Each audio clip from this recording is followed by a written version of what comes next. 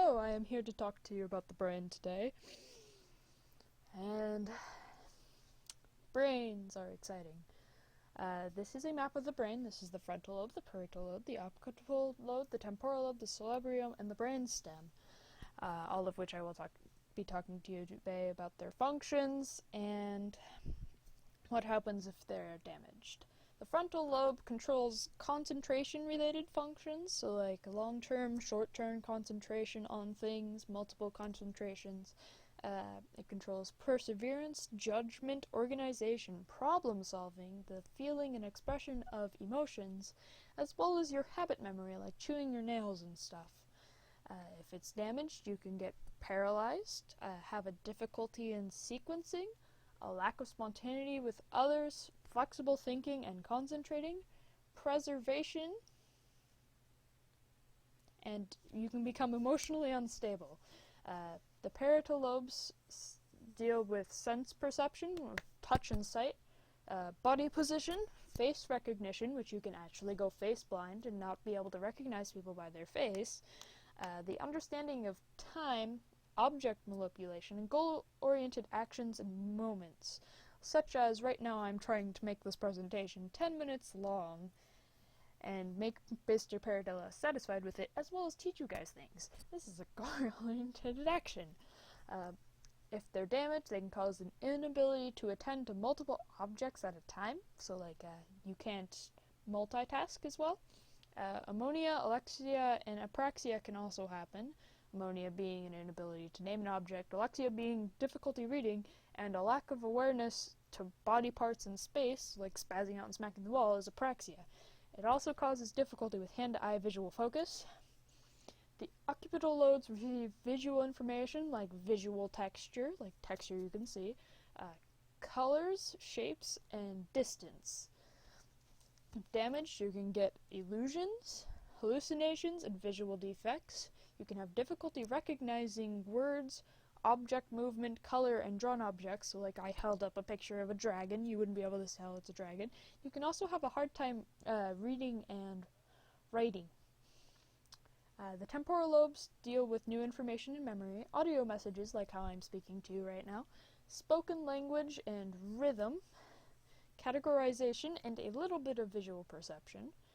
If it's damaged, it can cause a lack of facial recognition, you can become face blind, a difficulty in understanding words, increased aggressiveness, increase or decrease in sexual interest and behavior, and it can also cause memory issues like short-term memory loss. The temporal lobes can also cause, if damaged, the inability to categorize objects, and persistent talking if the right lobe is damaged, which I believe is where you just talk non-stop, you can't really stop talking. The brainstem controls most of your vital functions like breathing, heart rate, and your vestibular function, which is balance, as well as swallowing and your startle response, which is basically your reflexes to what you hear and what you see. The autonomic nervous system, which deals with temperature, pressure, digestion, and all of the stuff related to that. And it can also affect your level of alertness and ability to sleep. And if it's damaged, you can become easier to die, decrease in vital capacity, dysphagia, which is a swallowing disorder. You can have difficulty balancing or moving, vertigo, which is like a dizziness, nausea thing. You can also get insomnia and sleep apnea, which obviously you can't sleep. The cerebellum deals with coordination and also balance and equilibrium. If damaged, it can cause asynergia, which is a loss of coordination in motor movements, a tendency to fall, dysmetria, which is an inability to judge distance or know when to stop moving, like smack into the wall again, a diatrochic disorder, which is an ability to perform rapid alternating movements, like so. Intention tremor, abnormal gait, which is like walking like a penguin all the time, and hypnotonia, which is a weak muscle disorder, as well as dysphonia, which is slurred speech, nystagmus, which is an abnormal eye movement, maybe like a lazy eye, and a loss of fine motor movement coordination, so like small minor movements with your fingers. The nervous system is made up of cells that are stuck to each other called neurons, and the brain contains over 100 billion of them. They use electrical signals to talk to each other, so say if I pinched myself on the leg, my brain would receive that information through electrical signals and tell myself that I just got pinched in the leg. When you're sleeping, the brain perforces 4 EBP2, and without it your memory fails. If you have a surplus of it, you'll remember a lot better. Memories can be changed during sleep, so like if you have your pleasure sense sent up every time you hit a certain location while you're sleeping and dreaming about it, it'll make you feel better about that place, and it might be a way to treat post-traumatic stress disorder.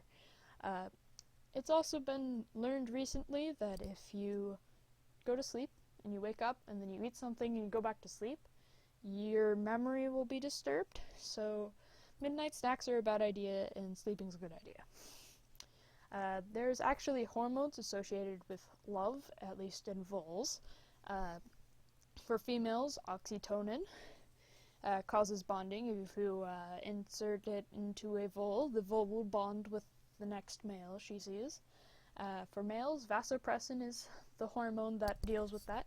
Not just bonding, though, it also deals with other actions like grooming their young. There's a gene that happens in males, I'm not sure if it happens in females, called AVPR1A, which prevents a bonding and makes them molliangonous. They don't want to make love to people and all that stuff. Some interesting facts. Deja vu is unexplained, but it could be a neurological registered where an experience is registered in the memory before it reaches your consciousness. A mother's illness may cause damage in fetal brain cells. It takes the longest to develop, the brain does, and it changes more than any other organ in your body.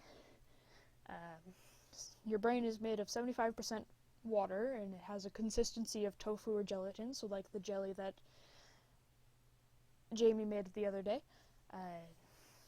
An awake brain can power a light bulb. Short-term memory processes differently than long-term memory. You have over 100,000 chemical reactions in the brain every second. Clinically depressed suicidal people have an abnormal amount of serotonin and norepinephrine. Serotonin flaws can be linked to violent suicide attempts and depression. Dieting and depriving oneself of food can cause hunger neurons to start eating each other, which will make you hungry again. You grow faster at night due to a pituitary gland that gains growth hormones at night. Chronic stress exposure causes brain overloads with powerful hormones for short-term functioning, so you work well, like at finals. And a long-term exposure to that can cause brain cells to die. And this is my works cited.